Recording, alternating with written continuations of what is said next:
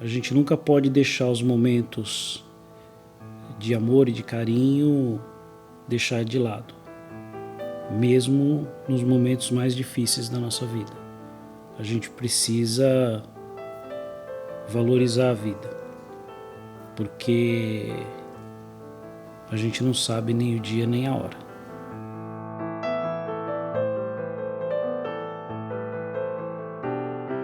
Oi, meu nome é Larissa Garbulho, eu tenho 21 anos. Esse câncer da Larissa, na verdade, é um mesotelioma de pleura. O mesotelioma de pleura é uma doença rara. De velho. E normalmente acomete pessoas na terceira idade. Geralmente homens que tiveram contato com asbesto ou amianto durante um prolongado tempo de sua vida. É como se fosse meio que uma doença ocupacional, né? Quando me deu a crise, já tinha meio que empurrado o pulmão, me deu um derrame pleural junto, e na época já tinha empurrado tudo pro lado direito e eu já tava sem um pulmão. Agora, como segundo o meu médico diz, eu tenho uma vida normal. Embora eu não possa ir para vários lugares sempre, porque eu canso muito, tenho falta de ar, tudo, dor na região do tumor. Ele fala que eu tenho uma vida normal, que eu posso sair, mas eu não consigo por conta das dores e da falta de ar. O câncer é uma neoplasia maligna. Então, neo é novo, né? Uma nova célula que ocorre uma proliferação desordenada do nosso corpo. Então, você não tem um controle em relação a ela. Como o nome dela, maligno, você já vê, ela não respeita nada, né? Então, o crescimento dela não quer saber se está perto de um vaso ou se vai atropelar outra célula perto. E ela cresce de maneira desordenada, formando uma massa, né? Um tumor, que é o nome que se diz. E por que aconteceria isso? Uma falha genética. Às vezes eu falo como se numa fábrica, aquela pessoa que seria o controlador para tirar a célula errada, né? Mal formada, ele dormiu e essa célula passou e proliferou. Eu descobri o câncer de mama em 2011, eu tinha 28 anos, isso é o diagnóstico primário, né? Então são dois momentos diferentes. Quando você descobre o primário, você tem uma urgência de terminar logo o tratamento. E no metastático é a urgência de viver, porque o tratamento não vai terminar. Então, se eu continuasse com essa urgência de terminar o tratamento, o terminar para mim, no meu estágio, significa acabar. Então, agora eu não tenho mais urgência de terminar o tratamento. Eu tenho gratidão por ter tratamento e eu tenho mais urgência de viver sem pressa. O câncer é uma possibilidade, quando os pacientes fazem o diagnóstico, de ter uma percepção real de que o fim da vida vai chegar. Essa percepção, por mais que as pessoas não possam falar, é uma percepção que o paciente sente, a família sente, todos sentem ao seu redor. E essa percepção nos traz uma obrigação da gente tentar viver e não perder mais tempo. Ter um filho com diagnóstico de câncer, acho que é muito complicado para qualquer pai. Então foi muito impactante para a gente. Mas ao mesmo tempo eu senti que eu não podia estremecer. Que daquele momento em diante eu seria um esteio para a família e uma base para a família. E eu acho que foi o que realmente me fez ficar forte e conseguir prosseguir com tudo que viria pela frente. O médico falou, você tá com linfoma de Hodgkin.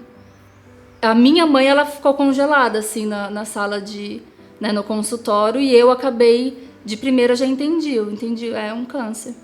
Eu acho que eu não estava nem consciente do processo que eu estava vivendo de descobrir uma doença grave. Mas acho que para 21 anos eu tentei agir da forma que eu podia no momento, sabe? De não perder a esperança mesmo.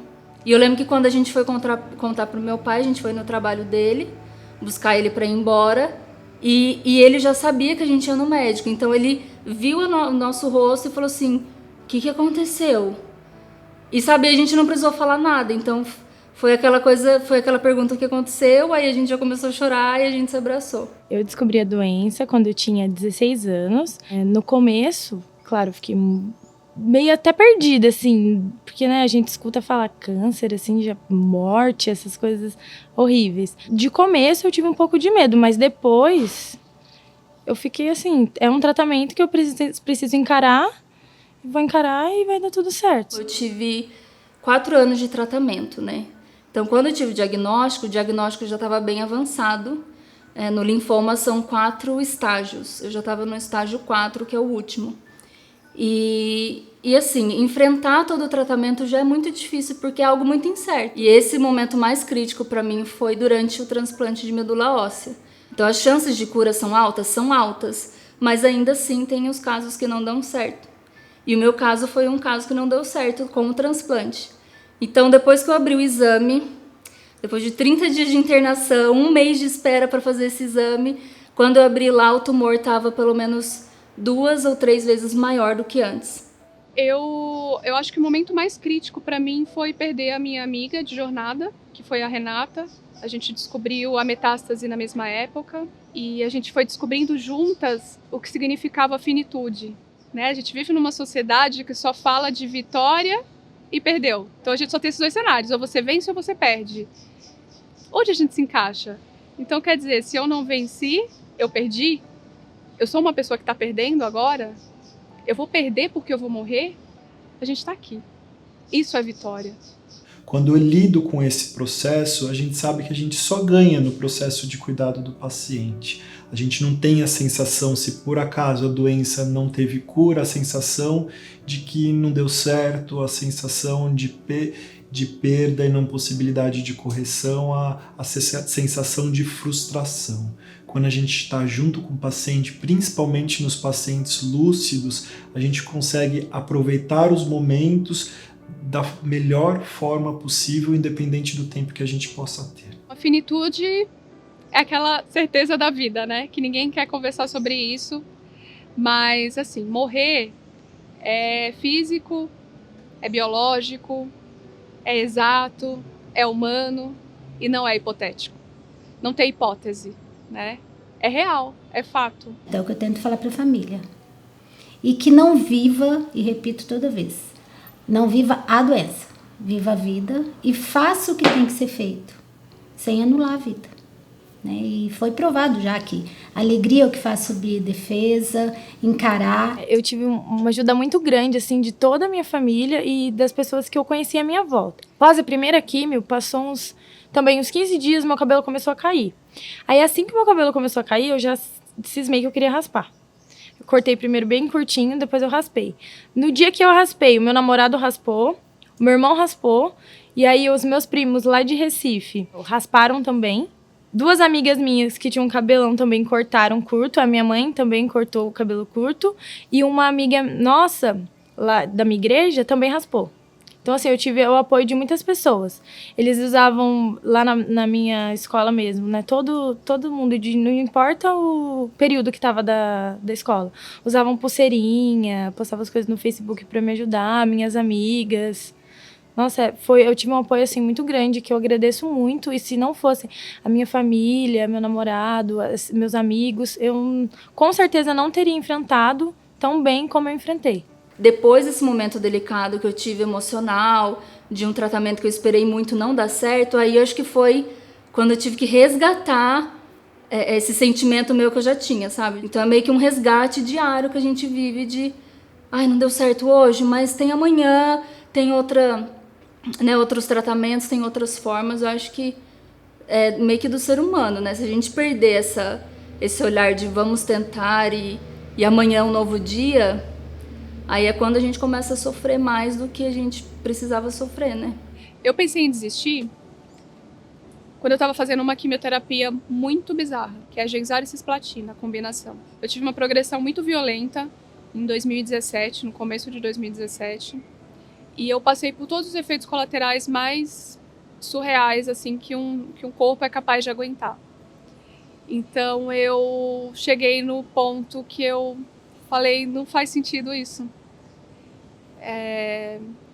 Eu não queria mais, assim, Deus, me leva, sabe? Aquele momento que você fala, não quero mais. Não faz sentido eu ficar nessa vida aqui desse jeito. E aí, no mesmo instante que eu desisti, é como se você se permitisse ser frágil. E você se permitir ser frágil é uma coisa muito poderosa. Porque você fala, mesmo na fragilidade, eu quero estar aqui. Então, no pior momento do meu tratamento, nessa questão da dor física e de pensar em desistir, eu descobri que lá no fundo do poço a gente acha sentido. Eu falei, vale a pena, eu vou dar um jeito e eu vou sair disso porque vale a pena. Depois de tudo que a gente passou, eu comecei a ver sentido em muitas coisas que antes eu não via. Eu comecei a enxergar que minha filha me deixou um legado, que minha filha, ela me ensinou a viver de uma forma valorizando cada minuto como se fosse o último. Cada briga que a gente tem, cada momento que a gente passa, mas tudo isso a gente tem que pensar que tem para construir algo melhor para a gente viver. O viver hoje é viver bem hoje, né? Então, se eu tenho, o que eu tenho que fazer para cuidar da minha saúde hoje? Né? O que eu tenho que fazer para viver bem hoje? Ter os meus relacionamentos, né, melhores, estar próximo da minha família, não perder os meus sonhos. Então, acho que o viver é o simples fato da gente respirar hoje. Tem gente que está sofrendo, sendo saudável, por coisas que... vidas hipotéticas, sabe? E se eu tivesse? E se eu fosse? E se? E tá todo mundo achando que tem muito tempo para resolver tudo isso e não tem. Então, quando a gente entende a finitude, entende que pode acabar a qualquer momento, a gente tenta curtir um pouco mais. Bom, a gente tem aqui um tempo de chegar e um tempo de partir, né? O sopro que entra e o sopro que vai embora. E o que a gente vai fazer enquanto esse sopro tá aqui dentro? Eu, enquanto Ana, eu só tenho essa oportunidade. Eu não sei o que vem depois, se é mais legal, se não é mais legal. Eu não sei o que veio antes, também não importa. O importa é que eu tô aqui agora e que vai acabar em algum momento. Então, vida e tempo tem uma ligação muito íntima. Aproveite sua vida em todo o seu tempo.